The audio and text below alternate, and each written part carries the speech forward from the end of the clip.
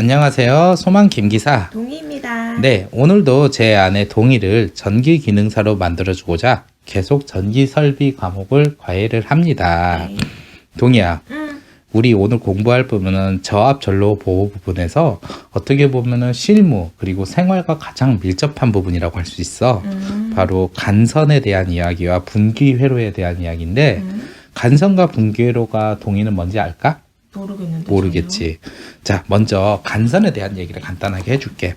간선이란 전기 사용 기계 기구의 전기를 공급하기 위한 전로 중에서 인입 개폐기나 변전실 배전반 등에서 전기 사용 기계 기구와 직접 접속되는 전로인 분기회로에 설치한 분기 개폐기에 이르는 전로라고. 어렵지. 나도 이 전기 설비 보면은 직관적으로 설명하면 되는데 참 말을 전문적이고 어렵게 하고 좀 답답할 때가 많아. 자, 그러면은 오빠가 간단하게 그림을 하나 그려줄게.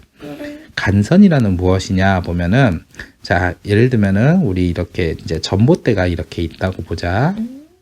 전봇대가 있고 요 아래 이제 변압기 같은 게 있어. 근데 이제 원래 3개가 달리면 3상인데 일반 가정집은 단상을 많이 쓰니까 변압기가 하나가 있다 그렇게 보고. 그리고 이제 이 전봇대 옆에 집이 이렇게 있다. 나는 집 하면은 꼭 이렇게 그리게 되더라고. 버릇인 것 같아. 자, 집을 보면은 예전에 오빠가 얘기한 그 전기의 대문 같은 거, 이걸 이입구라 그랬어. 자, 이입구가 이렇게 있다 그러면은 여기에 변압기로부터 이입구까지 들어오는 선이 있고 이 이입구에서 조금 지나면은 바로 계량기가 달려 있어. 그래서 한전 직원은 이걸 보고 얼마나 전기를 썼으니 전기요금을 얼마를 줘야겠다 이렇게 판단을 해. 그리고 나서 이 계량기를 통해서 나온 전선이 집 어딘가 딱 들어가게 되면은 바로 분전반이 이렇게 있어. 분전반이라는 거는 다른 말로 두꺼비 집이라고도 사람들이 많이 얘기해. 각종 차단기 같은 것이 막 있어갖고 이곳에서 이제 각 방이나 조명이나 에어컨 이런 식으로 전기가 분리가 돼버려.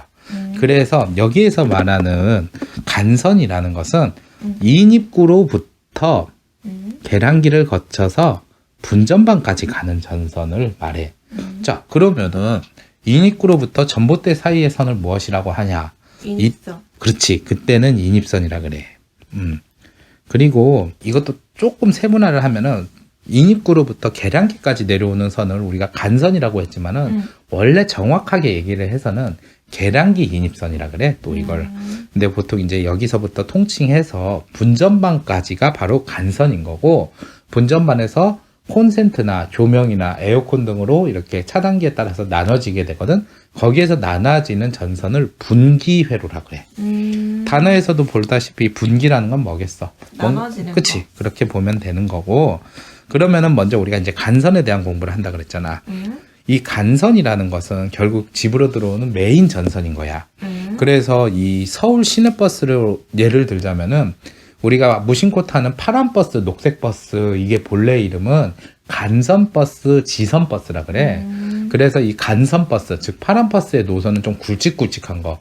우리 동네를 예를 들자면은 여기 송파에서 출발을 해가지고 뭐 한강다리를 건너 중구로 가는 버스도 있고, 아니면 뭐 강남을 통해서 영등포까지 가는 버스도 있고, 이런 식으로 굵직굵직하게 가는 버스들이 파란 버스라면은 녹색 버스가 바로 지선 버스라 그래서 이건 분기회로 같아. 그래가지고 우리 동네에서 탄다 하더라도 여기 뭐 송파구 일대를 돌아서 뭐 종합운동장까지 가는 버스가 있거나 뭐 멀리 가더라도 뭐 삼성역까지만 가거나 이런 버스들. 그러니까 간선은 나무로 말하면은 나무 기둥 같은 거고, 지선은 나무 가지 같은 거. 이런 식으로 이렇게 생각을 하면 될 거야. 그렇다면 이 간선의 허용 전류, 당연히 이 간선도 전선이다 보니까 허용 전류가 있는데 무조건 굵은 걸 쓰면 좋을 것 같지만은 결국 그 집에서 전기를 얼마나 쓰느냐에 따라서 그 굵기를 달라지게 하는 게 좋지. 무조건 굵게 쓰면 비싸잖아. 그래서 이거에 대한 규정이 있는데, 먼저 전선은 저압 옥내 간선 부분마다 그 부분을 통해 공급되는 전기 사용 기계 기구의 전격 전류 합계 이상의 허용 전류 가지는 것을 사용하라, 이런 말이 있어. 이게 뭐냐면은 우리가 집에서 쓰는 전자제품, 뭐 텔레비전, 냉장고, 세탁기, 에어컨, 뭐 건조기 이것저것 막 있잖아. 이런 것들의 전격 전류가 몇인지 딱 계산이 될 거 아니야. 하나하나 다 더하면은 그거 이상으로 허용 전류를 가지는 걸 사용하라, 이런 얘기야. 그리고 두 번째 조건으로 방금 전에 이야기한 경우로서 수용률, 역률 등이 명확한 경우에 이것으로 적당히 수정한 부하 전류치 이상의 허용 전류를 가지는 전선을 사용할 수 있는데 전등 및 소형 전기 기계 기구의 경우 용량의 합계가 10kVA를 초과하는 경우에는 그 초과 용량에 대해 다음 표의 수용료를 적용하라 이런 얘기했어. 말이 어려운데 결국에는 여기 방금 전에 말한 그 집안에 있는 전자제품에 있는 것을 모두 다 더한다 하더라도 잘 생각을 해봐. 처음에 전선을 우리가 할 때 이걸 다 더한 것보다 더 높게 해도 좋다 하지만 그러면 엄청 굵은 전선 써야 돼. 근데 지금 우리가 이걸 찍고 있는 순간에 쓰고 있는 전기가 뭐가 있어? 대표적인 게 조명이 있겠고 뭐 공기청정기, 뭐 보일러 이 정도가 돌아가고는 있지만은 에어컨, 건조기, 세탁기는 안 돌아가고 있어. 그러니까 이 집에 있는 전자제품을 모두 다 쓰는 경우는 사실 많이 없어. 생각외로 무엇인가 켜게 되면 무엇인가 끄게 돼. 당장 우리가 지금 촬영하고 있는 이 장소는 불을 켜고 있지만은 오빠 방도 불을 껐고 동의방도 불을 껐고 그렇잖아. 이런 식으로 모든 전기를 다 쓰지를 않기 때문에 어느 정도 수용을 하라 그런 이야기고 단 전등 및 소형 전기기구는 10kVA 10kVA는 우리가 역률을 알 수 없으니까 피상전력 개념으로 이렇게인데 대략 10kV 정도라고 대충 생각해보자. 역률을 100%라 보고 그렇게 되면은 그 초과 용량에 대해 다음 표의 수용률을 거친다. 이 얘기가 뭐냐면은 이제 이 소형 전기기구라고 하는 정의는 대략 소비 전력이 3kW 이하를 말해. 그래서 이거보다 작은 것을 사용하는 것 이것저것 다 합했을 때 10kVA를 초과하는 걸 사용한다. 예를 들어서 이제 이것저것 다 소형 다 합하고 전등 다 합했는데 15kVA 정도 사용한다. 이렇게 보면은 초과하는 용량이 몇이야? 5kVA잖아. 이것을 그대로 이렇게 적용하는 게 아니라 집이나 기숙사, 여관, 호텔, 병원, 창고 같은 경우에는 여기에 50%에 해당하는 즉 2.5kVA 정도를 이렇게 사용한다 생각해서 12.5kVA에 맞게 이렇게 관선을 선정하는 거고 학교나 사무실, 은행 같은 경우에는 70% 정도 그러니까 5kVA를 초과 사용했다 그러면 3.5kVA를 더 이렇게 추가하는 기준으로 하면 된다 그럴 거야. 근데 동의야. 이걸 달달달 외우지 말고 조금만 우리가 생각을 하면 알 수 있는 게 있어. 주택, 기숙사, 여관, 호텔, 병원, 창고와 학교, 사무실, 은행은 왜 이렇게 서로 수용률이 좀 다른지 알아? 학교, 사무실, 은행은 공공기관은 아닌데. 이게 그냥 달달달 외우려고 하지만 오빠도 물론 공부할 때는 달달달 외웠던 기억이 나는데 좀 생각해보면 알겠지만은 얘네들은 전반적으로 환한 분위기가 많아. 공부할 때도 좀 환하게 이렇게 하는 게고 사무실도 당연하고 은행도인데 주택이나 기숙사 뭐 이런 데도 환하면 좋겠지만은 이거는 이제 보통 사람들 기준으로 낮에는 불을 많이 안 켜. 어디 뭐 출근하거나 나가 있고 그리고 뭐 여관도 그렇고 호텔도 그렇고 그렇잖아. 뭐 낮에는 이렇게 물론 대시를 해주는 데도 있다지만 전반적으로 불을 끄는 경우가 많고 병원 같은 경우에도 병실은 그렇게 환하진 않는데 수술실은 굉장히 환하지. 그리고 창고 같은 경우에도 항상 사람들이 들락거리지는 않을 수가 있단 말이야. 그렇기 때문에 좀 수용률을 낮춘 반면에 학교, 사무실, 은행 같은 경우는 영업시간만큼은 환해야지. 그렇기 때문에 여기의 조건에서도 전등 및 소형 전기기기라 그랬잖아. 전등이라는 게 단서가 되는 거야. 그렇게 생각하면은 굳이 외우려고 안 하고 상식적으로 좀 환했으면 좋겠다 하는 곳과 뭐 낮에는 굳이 불을 안 켜도 되는 곳 이런 곳에 대해서 우리가 생각하면 굳이 외울 필요가 없다. 알겠어. 자, 그리고 분기회로 이제 우리가 이제 분전방까지 들어오는 전선이 간선이라 그랬으면은 여기에서 이제 각 콘센트 그리고 전등, 에어컨 이런 식으로 이렇게 나눠지는 게 분기회로라 그랬잖아. 우리 집 같은 경우에는 분기회로가 총 4개가 있어. 그래가지고 콘센트가 2개로 나눠져 있어서 이를 전열이라고 표기를 해서 전열 1, 2 이렇게 볼 수 있고 전등, 즉 조명 그리고 마지막으로 에어컨 이렇게 4개가 돼 있는데 이런 분기회로라는 것은 간선에서 분기해서 분기 과전류 차단기를 거쳐 전기 사용 기계기구에 이르는 전로로서 일반적인 가정용 옥내 배선과 같은 전기 배선 분기회로는 15A 분기회로를 사용하며 전선의 최소 굵기는 2.5제곱밀리미터 이상 써라 이런 얘기인데 역시 말이 어려운데 이것도 우리 집 분전만을 딱 보면 알아. 분기 과전류 차단기라는 것이 우리 집에는 누전 차단기가 달려 있어. 그리고 이 누전 차단기를 통해서 각 콘센트나 조명, 에어컨이 물려 있기 때문에 이게 바로 그 전기 사용 기계에 이르는 전로라고 볼 수 있고, 그리고 전기 배선 분기회로는 15A 분기회를 사용한다는데 이건 규정상 15A지만은 우리 집에는 20A가 달려 있어. 그러면은 이거 뭐 좀 시공 잘못했나요? 이렇게 생각할 수도 있는데 더 좋은 거 아니야? 오히려 허용하는 전류가 더 높기 때문에 쉽게 차단기가 안 떨어지지. 그러면 잘 봐봐. 그거 위험하네? 위험할 것 같잖아. 우리 집의 분기회로 차단기 모두 20A잖아.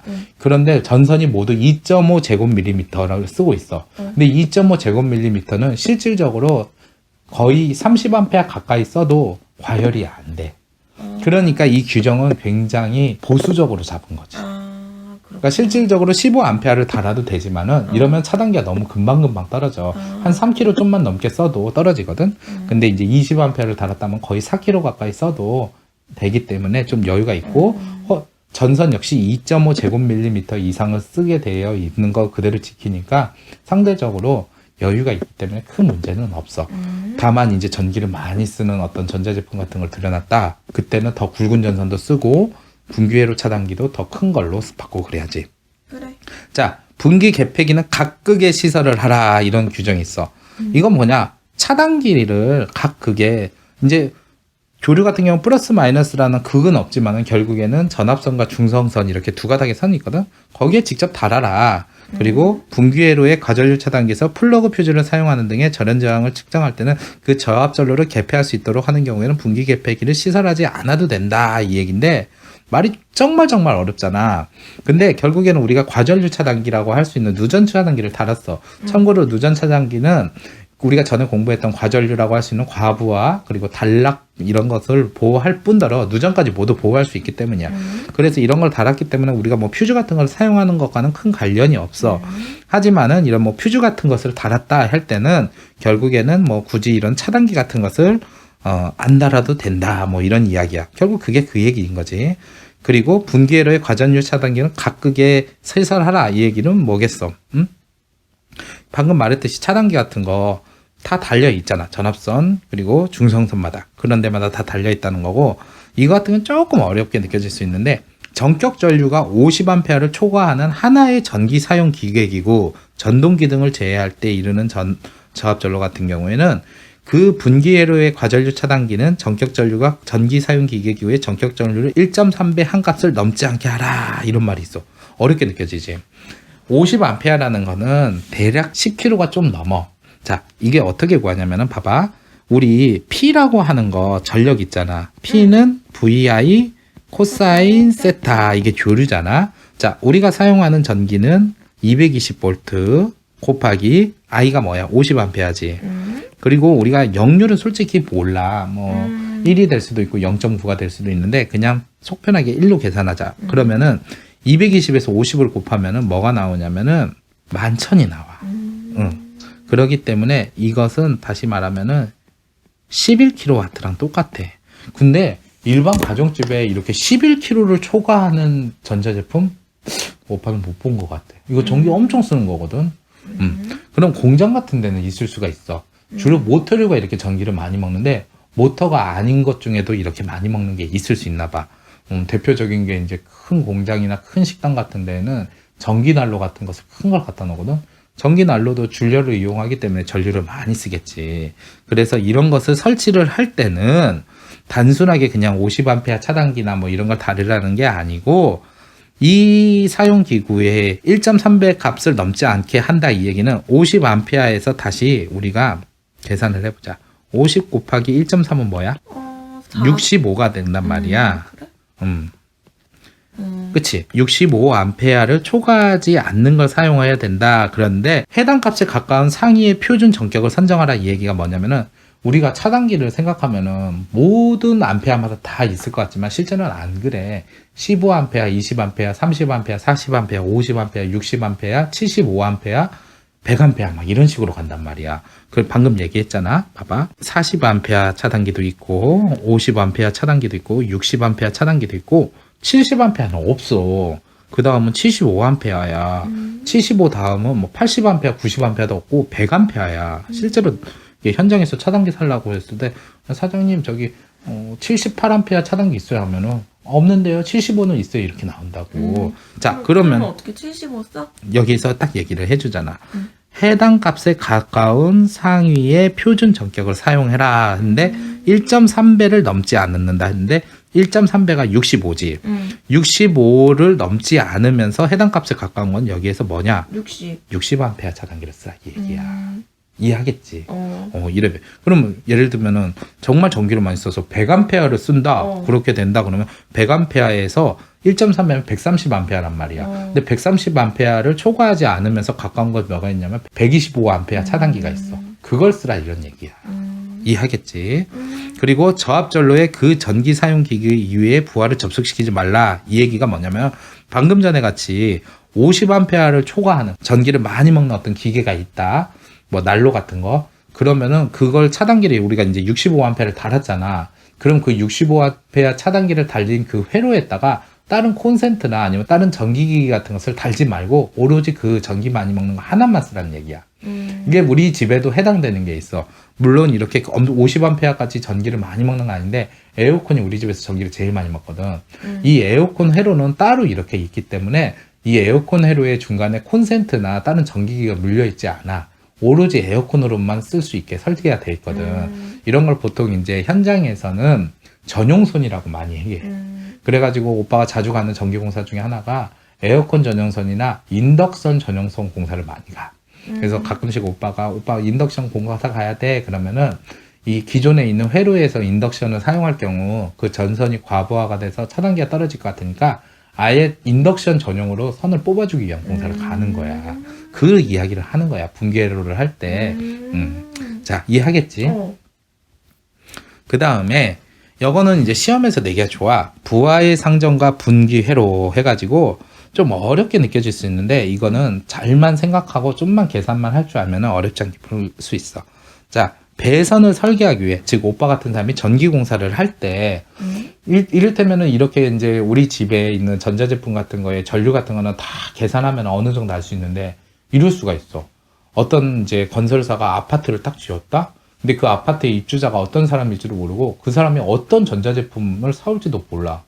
뭐 오빠네 같이 인덕션 없이 그냥 뭐 이제 전기 많이 안 먹는 것만 들고 올 수도 있는 거 하면은 이 사람은 막 이것저것 막 식기세척기도 갖다 놓고 그리고 인덕션도 있고 인덕션도 갖다 안마의자도 있고 뭐 그러니까 전기 많이 먹는 걸 갖고 올 수도 있는데 이것을 우리가 아파트를 지으면서 미리 입주자가 어떤 사람인지 알지도 못하고 일단 지어야 될 거 아니야. 그거 다 맞춰가면서 지을 수가 없잖아요, 현실적으로. 그렇게 이제 어떤 부하를 설계를 하는 방법에 대해서 가르쳐 주는 거야. 대략 어떻게 쓸지. 그래가지고 딱 다음에 군소리 안 나오게, 즉 민원이나 뭐 소송 같은 것이 더 이상 안 생기게 이렇게 짓는 것이 약속입니다. 그래서 우리는 이렇게 지었을 뿐입니다. 이 이상 전기를 쓰는 거는 당신이 너무 무리하신 거예요. 우리는 충분히 이렇게 했으니까. 그거에 대한 건데, 자, 이걸 가르쳐 우리가 이제 설비 부하 용량 해갖고 PA 플러스 QB 플러스 C 그리고 용량의 단위인 볼트 암페어를 쓰는데 이게 조금 어렵게 느껴질 수는 있어. 그냥 간단한 계산이니까 뭐 암산으로 풀어도 되지만은 그냥 계산기 이용해서 풀면 되는 거야. 자, 여기에서 표가 두 가지가 주어져 있어. 1번 표와 2번 표가 주어져 있는데 1번 표는 건축물 바닥 면적 단 Q 부분을 제외한다 그렇게 보고 Q 부분이 바로 2번에 해당하는 걸로써 그 집 같은 데에서 우리가 직접 거주하고 있는 전용 면적이 아닌 이 부분, 즉 복도, 계단, 세면장, 창고, 다락 같은 데 또는 강당, 관람석 등 같은 경우는 별도로 이렇게 계산을 해. 그런데 이제 1번이 바로 P에 대한 건데 공장, 공화당, 뭐 사원 이런 것은 표준 부하가 10V 암페어 제곱미터당. 그리고 기숙사, 여관, 호텔 이런 거는 20. 그리고 일반적으로 사람들이 살고 있다고 할 수 있는 주택이나 아파트 30V 암페어를 썼는데 이게 2021년 한국 전기 설비 규정에 의해서 새롭게 나왔어. 40V 암페어를 쓴다. 좀 어렵게 느껴지잖아. 간단해. 자, 봐봐. 우리가 아파트가 예를 들어서 전용 면적이잖아. 우리가 직접 실거주하는 면적. 이게 10평이다 그러면은 제곱미터로 우리가 환산하면 어떻게 되는지 알아? 잘 모르겠지. 이거는 약간 부동산적인 지식을 갖고 있으면 좋아. 자, 우리가 보통 이제 아파트의 넓이를 얘기할 때 평을 많이 얘기하잖아. 이런 건 동의도 알아두면 좋아. 자, 1평이라는 것은 제곱미터로 환산하면은 약 3.3 제곱미터야. 그래서 10평이면은 34. 그치 33 제곱미터야. 그래가지고 뭐 집마다 뭐 이 전용 면적을 갖고 평수를 얘기할 때 예전에는 뭐 30평대, 40평대 이랬는데 지금은 이제 이런 평이라는 개념보다도 국제 표준을 맞춰 제곱미터를 많이 따라서 뭐 어느 집은 뭐 84다 그래서 이걸 뭐 국민 평균 뭐 아파트 크기다 해서 국평 아파트 뭐 그러고 뭐 40평대 같은 거 뭐 100 몇 제곱미터고 뭐 그런 게 다 있단 말이야. 근데 우리가 이제 10평을 예를 든다면은 33 제곱미터잖아. 근데 이건 아파트 즉 주택가 같다 하면 표준부하가 바로 40V 암페어야. 그치? 맨 아래에 있는 거. 그러면 33에서 우리가 40을 이렇게 곱한다 생각해봐. 그럼 몇이 나오는지 이렇게 계산을 해보면은 1320V 암페어가 나오고 이것을 우리가 이해하기 쉽게 킬로와트 단위로 바꾼다 그러면은 대략 1.32kg 정도를 생각할 수 있어. 이게 무슨 얘기냐? 전용 면적 10평의 경우에는 약 1.32kg 정도를 쓸 수 있게 설계를 하면 된다. 까지가 바로 우리가 PA에 해당하는 계산인 거야. 여기에서 이제 가산해야 할 부하가 대표적인 게 뭐가 있냐면은 에어컨 같이 전기를 많이 쓰는 거 있잖아. 그런 것을 블라블라 더하면은 대략적으로 뭐 한 2kg 정도 쓰면 되겠다. 이렇게 나와. 그러면은 이걸 기준으로 다시 우리 차단기 있잖아. 차단기의 개수도 선정할 수 있어. 그 차단기의 개수를 선정할 때는 보통 이 규정에 의해서 15A 차단기 기준으로 많이 얘기를 하는 거거든. 그래가지고 그걸 다시 나누면 돼. 그런 식으로 계산하면 되는 건데 이건 이제 오빠가 쉽게 예를 든 거야. 그러니까 아파트 평수가 넓으면 넓을수록 전기를 많이 사용할 것 같고 그에 맞게 차단기도 더 많이 설치하게 돼. 그래가지고 조그마한 아파트는 실제로 이 분기회로가 하나 또는 두 개밖에 없는 경우도 많아. 그런데 이제 좀 평수가 넓다 싶으면 뭐 6개, 7개 그리고 요즘 신축 아파트 중에서도 뭐 이것저것 전기장치가 많은 경우 막 8개 이상 달린 경우도 많이 보게 돼.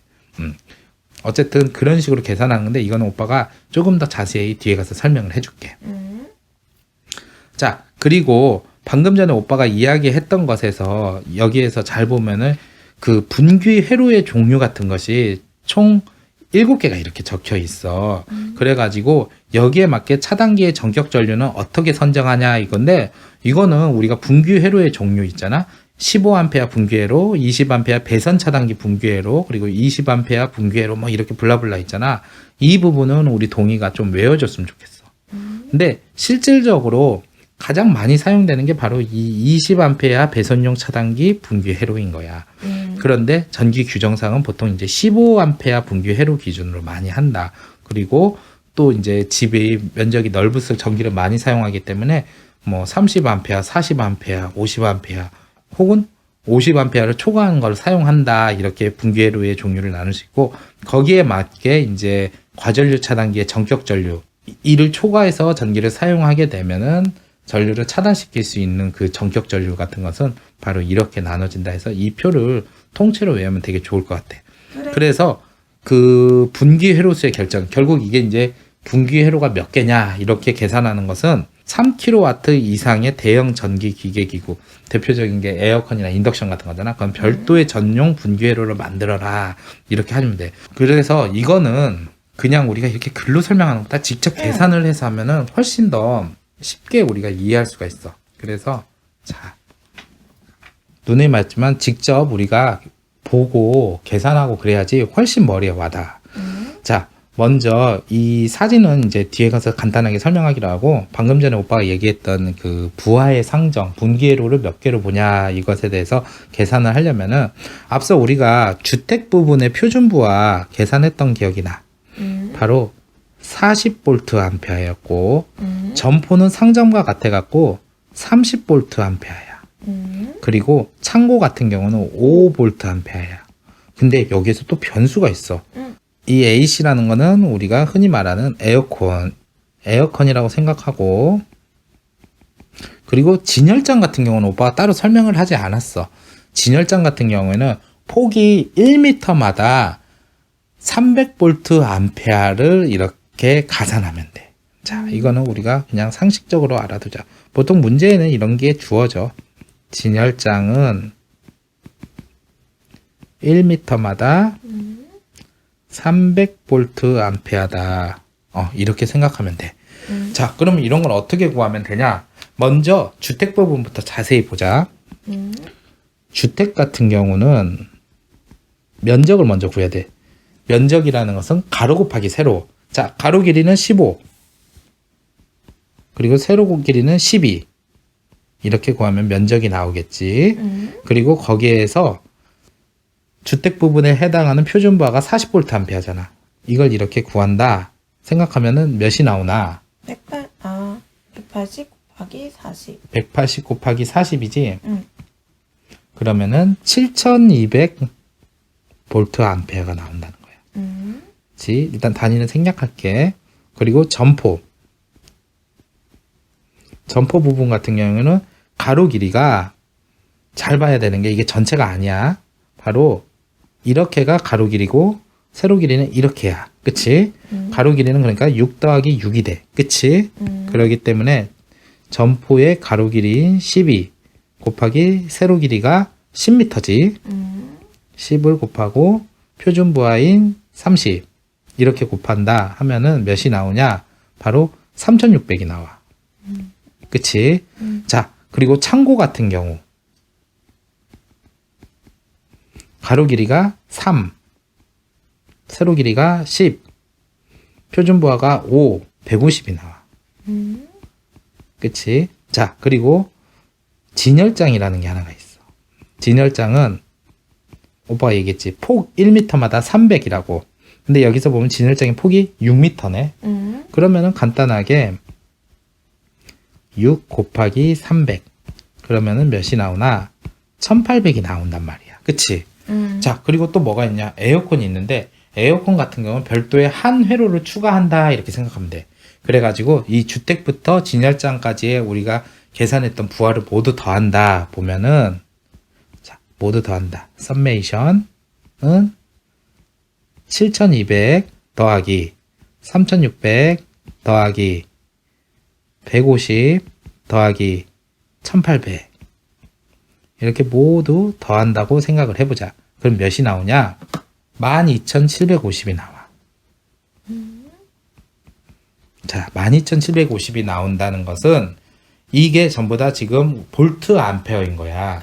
그렇기 때문에 볼트 암페어라는 것은 뭐냐? 피상전력이지.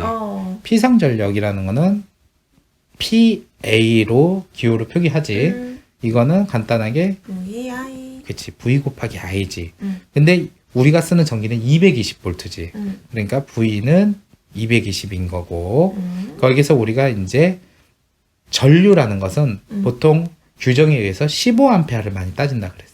그치? 그러면은 이 피상전력 220에서 15를 곱한 값, 이게 이제 되게 중요한 값이야. 220에서 15를 곱했다 하면 몇이 나오냐면은 3300이 돼. 자, 이 3300을 어디서 쓰냐? 바로 12750에서 이 3300을 나눠주면 회로수가 나와. 12750 나누기 3300 이러면은 약 3.86 이렇게 나와. 근데 이걸 이대로 적어주는 게 아니라 올림 처리를 해줘서 정수로 해야 돼. 왜냐? 회로수니까. 그치? 그러면은 4가 된단 말이야. 그러면은 4개 회로다 이렇게 생각할 수 있는데 거기까지 계산하면 틀려. 왜냐? 앞서 말했듯이 에어컨은 별도로 하나를 더 상정한다 그랬잖아. 에어컨 같이 전기를 많이 쓰는 대형 기계고 이 기준은 3kW 이상인 거야. 그렇기 때문에 이 4로 끝나는 게 아니라 플러스 1. 이 1은 결국 에어컨. 그렇기 때문에 총 5개의 분기 회로를 만들어준다. 이렇게 계산해야 돼. 이런 거는 실제로 자격증 시험에 너무너무 내기가 좋아. 그림 하나 딱 그려주고 나서 아까 보여줬던 표 같은 거 딱 보여줘. 그리고 나서 이때 분기회로는 몇 개를 이렇게 해야 되느냐 이런 식으로. 그래서 이걸 계산하는 거는 좀 익숙해질 필요가 있어. 그렇게 하고 전압도 오빠는 220으로 했는데 가끔 이제 문제에서 좀 어렵게 내려면 전압을 일부러 바꿔 200볼트를 사용할 때 막 이런 식으로. 그러면 여기 지금 피상전력 구할 때 값을 바꾸면 되겠지. 그러면은 3000V 암페어 기준으로 다시 회로를 만들어주고 그래야겠지. 이런 게 나오고, 오빠가 이제 현상에서 찍은 사진들인데 이걸 잘 봐봐. 이게 왼쪽에 있는 큰 이 분전반은 주택이긴 한데 우리가 일반 생각하는 뭐 아파트나 이런 주택이 아니라 지하실부터 시작해서 3층까지 있는 고급 주택이야. 내가 봐도 얼핏 평수를 봐도 한 120평 정도 되더라고. 전기를 엄청 쓰겠지. 그래서 이 집 같은 경우는 애초에 들어오는 전기가 일반 가정과 달리 3상 4선씩 4가닥 이렇게 들어오고 분기회로가 엄청나게 많아. 그리고 여기는 이제 릴레이라고 해가지고 지하실에 그 물 같은 것을 이제 역류하지 못하도록 퍼주는 펌프가 있어. 그거 전용 릴레이도 있고, 뭐 조명, 콘센트 엄청나게 많아. 이것도 어쨌든 주택이긴 하지만은 규모가 크면 이렇게 3상이 들어오고 분기회로도 이렇게 많이 있는 반면에 이거는 이제 좀 조그만한 어떤 가정집에 갔어. 그래가지고 보니까 분기회로가 총 3개 이렇게 딱 있더라고. 그래서 되게 간단하더라고. 콘센트, 전등, 에어컨 이런 식으로 딱 만들어져 있고, 그러다 보니까 220V 2가닥이 이렇게 들어오고, 이게 이제 배선 차단기야. 그래가지고 이 배선 차단기를 거쳐갖고 이게 이제 보통 현장에서 부스바라고 하는 거라거든. 이걸 통해서 각 분기 회로로 이렇게 분리가 돼서 각각 자기가 쓰는 곳으로 가는 그런 구조로 되어 있어. 우리 집 같은 경우도 이와 비슷한데 여기다 이제 차단기 하나만 더 달려 있는 구조지. 자, 이게 바로 간선 및 분기 회로에 대한 전반적인 이야기고, 자, 이번에는 전동기에 대한 이야기를 해줄게. 근데 예전에 이 전동기 쪽은 사실 공부하기가 좀 어려웠어. 왜냐하면은 우리가 전기 기기에서도 전동기를 다루면 알겠지만은 기동전류랑 운전전류가 서로 다르기 때문에 기동전류 기준으로 이렇게 그 전선이나 차단기를 선정하면은 굉장히 낭비가 돼. 왜냐하면 기동하는 시간은 길지가 않거든. 그렇다 해서 운전전류 기준으로 하자니 기동할 때 확 치솟는 전류량을 감당하지 못해갖고 계산식이 되게 복잡해졌는데, 이 한국전기설비규정이 2021년부터 시행하기 때문에 따라 이 규정이 되게 어떻게 보면 단순화가 됐어. 그 이유가 뭐냐면은 이 전동기의 보안 항목을 읽어보면 알겠지만은 뭐 그 전동기가 이렇게 과부 같은 거 생길 걸 대비해갖고 뭐 퓨즈를 달거나 열동 계전기를 달거나 배선용 차단기를 달거나 뭐 여러 가지 이런 걸 설치해서 과부하나 뭐 이런 것에 의해서 자동적으로 회로를 차단하는装置 같은 게 달리면은 이제 문제가 없다 이거야. 다만 이런 거 설치하지 말아야 되는 예외 조항을 우리가 좀 공부를 해두면 좋겠다. 이게 뭐냐? 전동기를 운전 중에 상시 취급자가 감시할 수 있는 위치에 시설한다. 이게 뭐냐면은 전기안전관리자라고 하는 사람이 있으면은 전동기가 딱 돌아가는 순간에 뭔가 이렇게 탄내가 나거나 불꽃이 나거나 뭐 이러면 위험하다는 걸 느끼고 바로 끌 수가 있지. 이런 경우에는 굳이 우리가 이런 거 설치하지 않아도 된다 이거야. 한마디로 말해서 사람으로 때운다 이 얘기지. 좀 말이 그렇지만 그런 거야. 그리고 전동기의 구조나 부하의 성질로 보아 전동기가 손상될 수 있는 과전류가 생길 수 없는, 또 약간 말장난 같지 않아?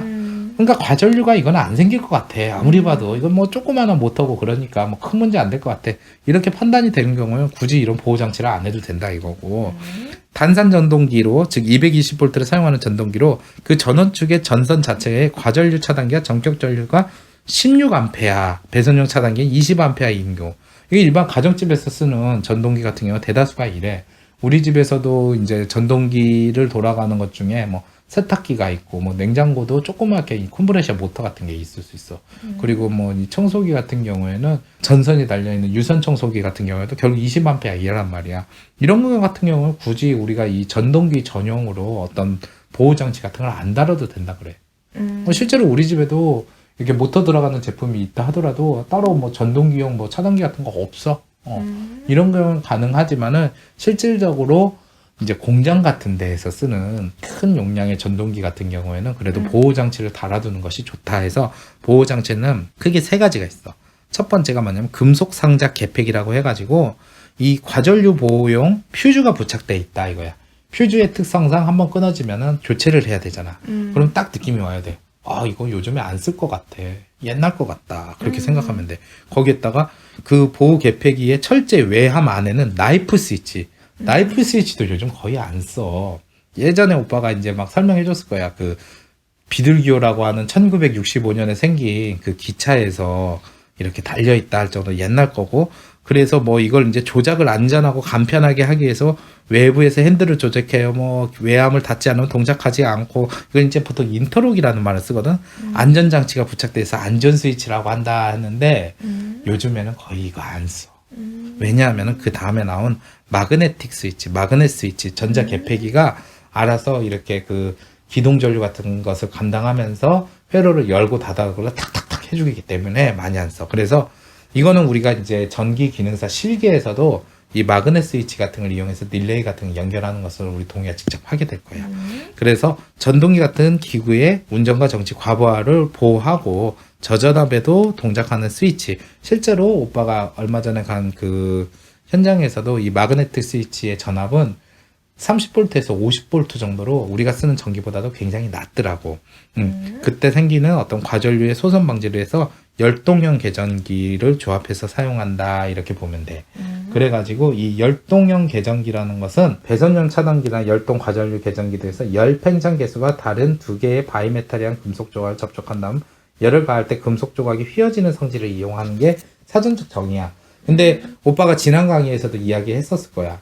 다리미를 얘기를 들으면서 그때 이제 서머스탯 막 그런 얘기하면서 바이메탈 원리를 위해서 너무 뜨거워지면은 전류를 차단하고 또 다시 차가워지면 다시 전류를 흐르게 해주고 그래서 딱딱 소리가 나면서 움직인다 그랬잖아.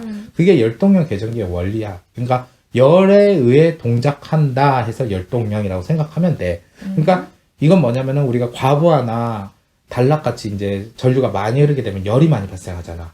그때는 이제 전류를 끊어주고 그러다가 어느 정도 또 시간이 지나고 나서 다시 이 계전기가 또 차가워진다. 그러면은 아 전류가 많이 안 흐르구나 하면은 다시 또 동작시키고 이게 바로 열동인데 보통 이제 릴레이 같은 경우 이렇게 많이 사용한다 보면 되고 또 전동기용 퓨즈가 있어.